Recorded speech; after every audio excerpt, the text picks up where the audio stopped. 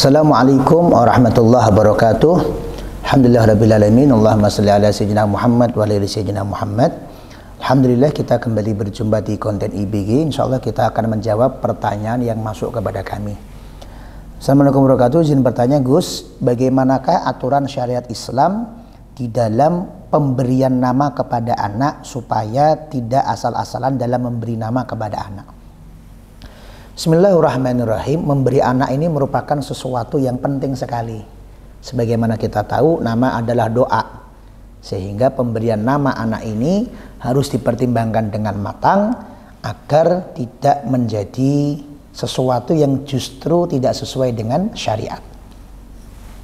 Nah, dari sini syariat sejauh yang kami pahami tidak mengatur secara rinci harus begini, harus begitu, tidak. Tetapi ada beberapa poin yang ini memang ditekankan oleh syariat terkait dengan makna, terkait dengan arti, kemudian yang kedua terkait dengan keberkahan. Ini dua hal yang kemudian harus kita pahami. Yang pertama adalah terkait dengan arti. Berarti tidak boleh memberikan nama kepada anak dengan arti yang artinya adalah sesuatu yang buruk. Contohnya apa? Memberi nama dengan nama maaf, iblis, dajjal, syaitan, tidak diperbolehkan. Memberi nama dengan kata-kata zani, artinya pezina. Memberi nama dengan kata-kata asi, artinya pemaksiat. Memberi nama misalnya tarikus sholah, nanti panggilannya rik tarik. Nama panjangnya siapa? Tarikus sholah, artinya orang yang meninggalkan sholat gak boleh. Jadi baik dalam bahasa Arab, bahasa Indonesia, bahasa Jawa atau bahasa apapun yang bahasa tersebut bisa dipahami oleh orang, maka tidak boleh memberikan nama kepada anak dengan nama yang artinya jelek. Poin yang kedua tentang makna, tidak boleh memberikan nama kepada anak yang itu adalah nama prerogatif dari Allah Subhanahu wa taala. Misalkan memberikan nama ilah satu kata. Ilah artinya Tuhan. Atau memberikan nama Allah satu kata, enggak boleh. Juga tidak boleh diberikan nama kepada anak apabila nama tersebut adalah merupakan sifat uluhiyah, sifat ketuhanan dari Allah Subhanahu wa taala. Contohnya apa? Memberikan nama Qadir depannya. Enggak boleh. Qadir itu artinya orang yang mentakdirkan, orang yang berkuasa, enggak boleh.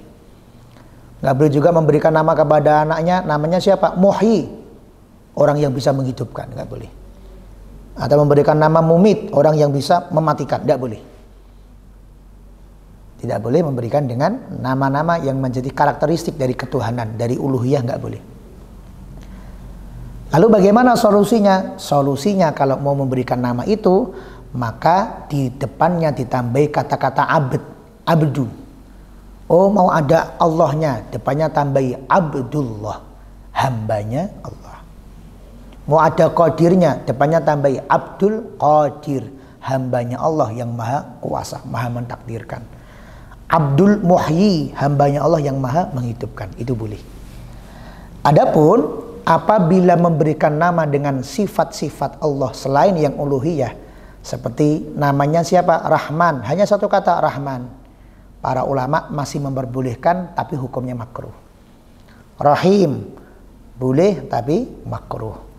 Lutfi boleh tapi makruh. Afdolnya bagaimana? Tetap tambahi abdu. Abdur Rahman, Abdul Karim, Abdul Lutfi, Abdur Rahim dan lain-lain sebagainya.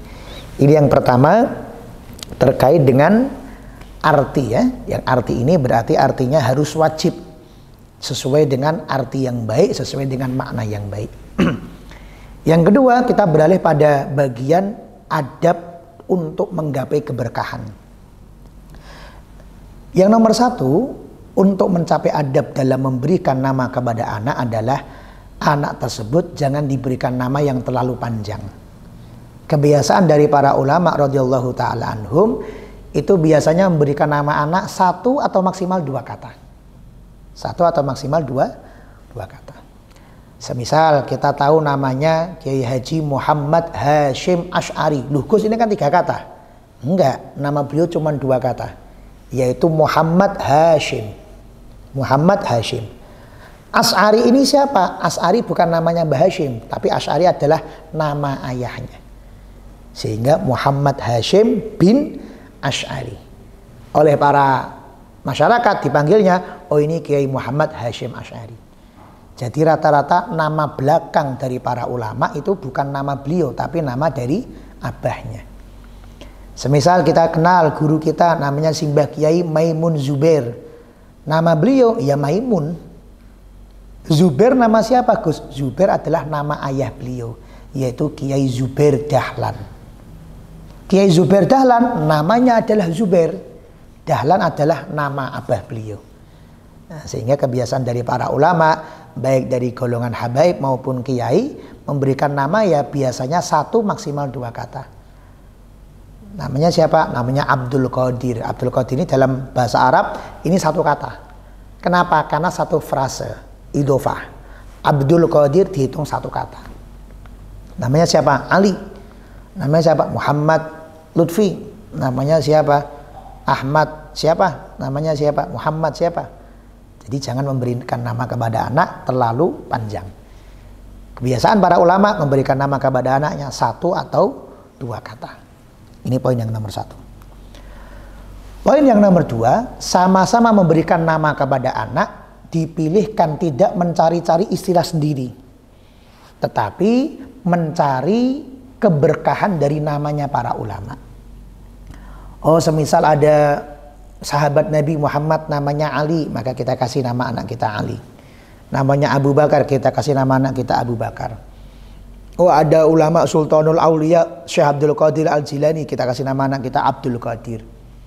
Jadi mengambil dari nama-nama anak kita.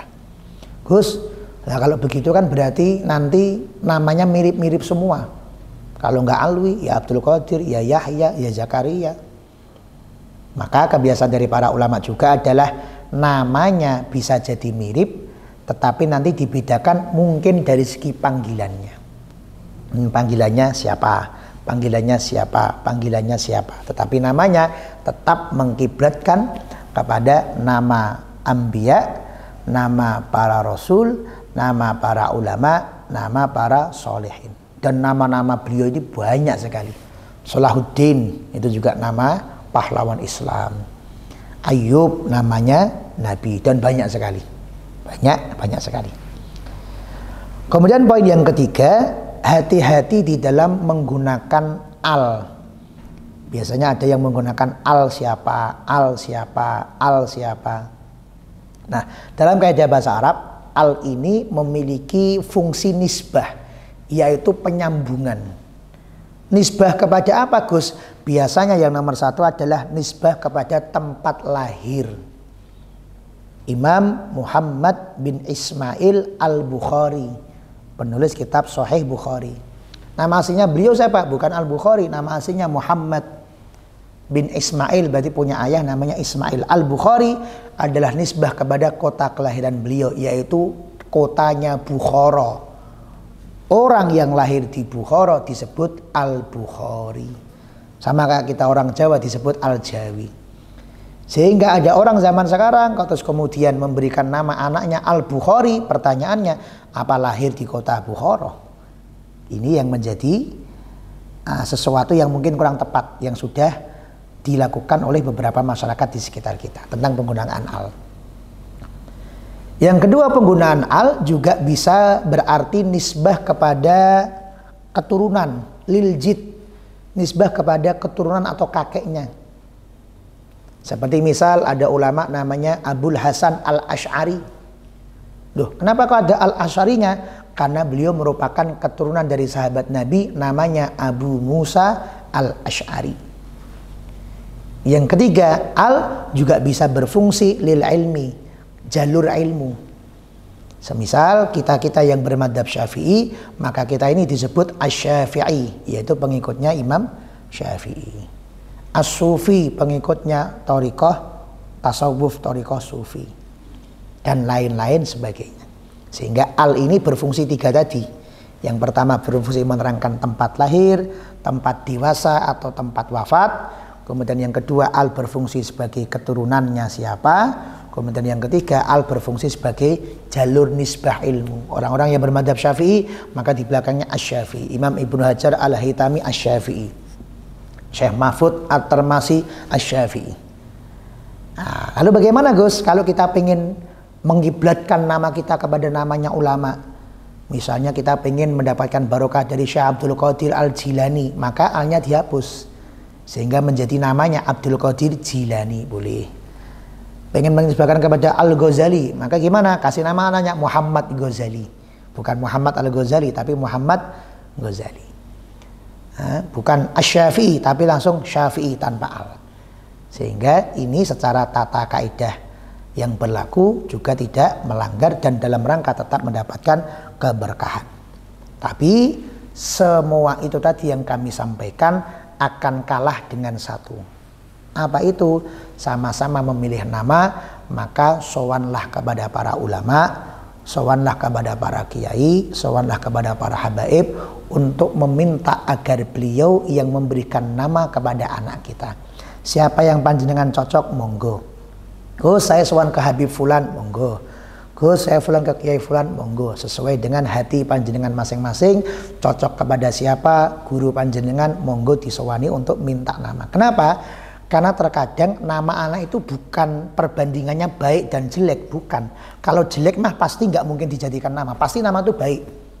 Tapi pertimbangannya adalah ini ada nama yang sama-sama baik, yang kira-kira cocok buat anak saya itu apa. Mirip dengan obat, kalau guru-guru kita menerangkan obat itu semuanya baik, tidak ada yang obat jelek. Tapi sama-sama obat, mana yang cocok buat diri kita. Karena obat itu cocok-cocokan, nama juga cocok-cocokan. Kadang ada orang yang namanya Ahmad, sudah bagus namanya Ahmad, tapi mungkin ketika disowankan kepada para ulama, kebetulan ulama itu hatinya bersih, sehingga ulama itu kasyaf, terbuka hijab-hijabnya, karena beliau sudah memiliki kedekatan kepada Allah, sehingga ketika melihat ada anak, loh kok namanya Ahmad, ini cocok diganti namanya Abdul Rahim misalnya, bisa jadi. Jadi bukan diganti itu dari jelek menuju bagus, itu sudah pasti. Tapi terkadang dari bagus diganti menjadi bagus, sama-sama bagus. Tapi yang ini menurut pandangan beliau lebih cocok untuk mencari kesolehan anak, untuk mencari keberkahan anak, dan lain-lain sebagainya. Jadi poin-poin yang tadi kami sampaikan akan kalah dengan satu apabila kita sowan kepada para guru untuk meminta saran dari nama anak-anak kita. Dan akhlak kita sebagai santri, kalau sudah tanya guru, ya namanya dipakai. Jangan sudah sowan, tanya, diberi nama, terus kemudian nggak kita pakai. Itu termasuk bentuk dari kurang adab dan kurang akhlak kepada guru-guru kita. Kalau memang pengen cari sendiri, ya nggak usah tanya. Tapi kalau kira-kira pengen mencari keberkahan, maka tanya kepada guru-guru, dan ketika beliau sudah memberikan nama untuk anak-anak kita, maka kita gunakan nama tersebut kepada nama anak kita. Terima kasih, semoga menjadi keterangan yang utuh untuk kita semuanya. Assalamualaikum warahmatullahi wabarakatuh.